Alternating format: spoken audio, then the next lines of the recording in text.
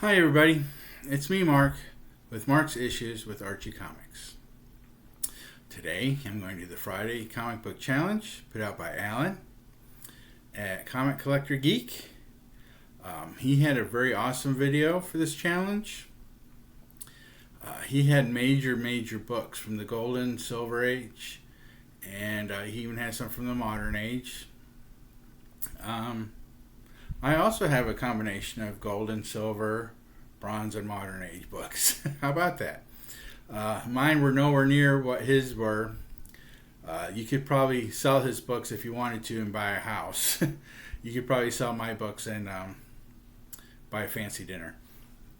But anyways, I'm putting a little bit of a twist on it. His challenge for Friday is 10 comic books that change the history of comic books. So obviously I don't have those. That would, for me, that would be like a Pep 22 with the first appearance of Archie or something. I don't have anything like that. But what I'm going to do is I put a little twist on it, and I'm just going to keep it consolidated to the Archie universe.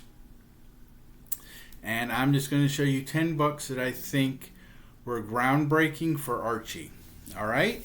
So to get us started, I have Archie 656. This is a modern book. It came out in 2014. This is the first appearance of Harper. Excuse me, first appearance of Harper. She is the first disabled person of prominence in the Archie universe. So I thought that was very interesting. Archie is very tries to be all-encompassing to all different kinds of people. Let's see, the next one I have here, this is Veronica number 202. This came out in 2010. This is the first appearance of Kevin Keller, and he is the first gay person in Archie Comics. This was also a very controversial book when it first came out, and it had a lot of backlash for some reason. I don't understand what the backlash was. Kevin's actually a really good character, and I'm glad to have him included in the Archie universe. I thought he was kind of a neat character. The next one I have here, this is a 2-for-1. I have Life with Archie number 110, and I have Pep Comics 309. This is the first appearance of Chuck, and this is the first appearance of Nancy. This one came out in 71, and this one came out in 76. Chuck is the first predominant African American person, and Nancy is the first predominant African American female character in Archie universe. So I thought these two were important enough to show. The next one I have here, of course, this is going to be an important one to the Archie universe. This is Life with Archie number 60. This one came out in 1967. And this is the first time we get the Archies as a band. Back in 67 and 68, the Archies were on the radio, and they had their hit Sugar Sugar, which was, a phenomenal hit for not a real band, a comic book band, but I don't know, whatever you want to call it. And this also opened the doorway in the Archie universe for many stories, because the Archies are still, of course, a very popular band, and then you got other bands that followed them.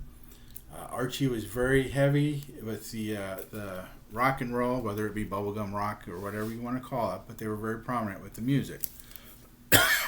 And to continue on with that, this is Josie and the Pussycats 45 and 46. This is also a 2-for-1. This is their first cover appearance, and this is the first appearance of the group.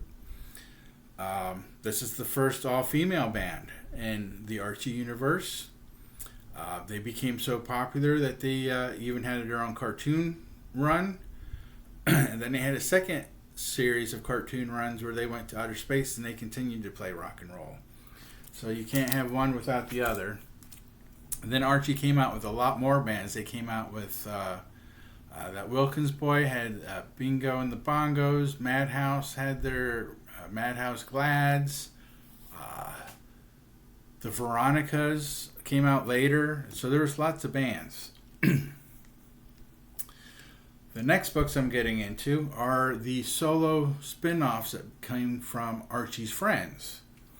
And the first one I have is Archie's Pal Jughead #1. This came out in 1949. This just goes to show that the Archie characters were popular enough that they were able to spin them off into their own series, which lasted quite a long time. Jughead had 2 volumes, so he ran like up to 2 something, and then he ran again for up to another like 4 something, I think. And not off the top of my head. I'm getting old, so I don't remember. But it was a very, very popular series. Archie was such a popular genre of comic books that it flooded over into the Marvel universe.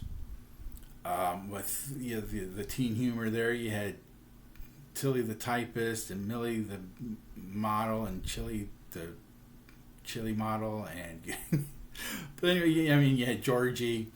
It went into DC universe with Scooter and Binky, and there was quite a few other ones. So Archie universe really started something. The next one I have, this is not the right one, I apologize, is Betty and Me #1. I accidentally pulled out the facsimile cover. I do have the original cover, though, the original book. This is Betty's first solo title. Before it was Archie's Pals, Betty and Veronica, or Archie's Gals, Betty and Veronica. This is when she gets her own first solo series. This came out the original one came out in 1965. This is a new one. This is a facsimile, like I said, that was just made. So again, that is another solo storyline.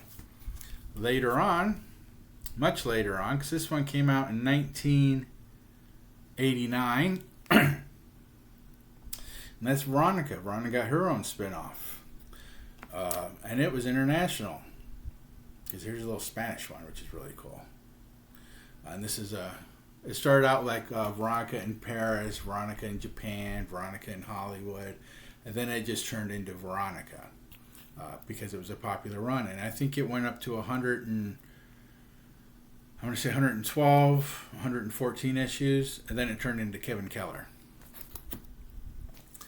The next one I have here is another Archie character. Got her own series, and that's Cheryl Blossom. This one's pretty new. I think this one came out in 97. I say it's new because I'm old, but some of you, this might be an old comic. She made her first appearance in Archie's Girls, Betty and Veronica #320. Reason she, I think, is an important character in the Archie universe is A, she's one of Archie's love interests, and B, she was the first bad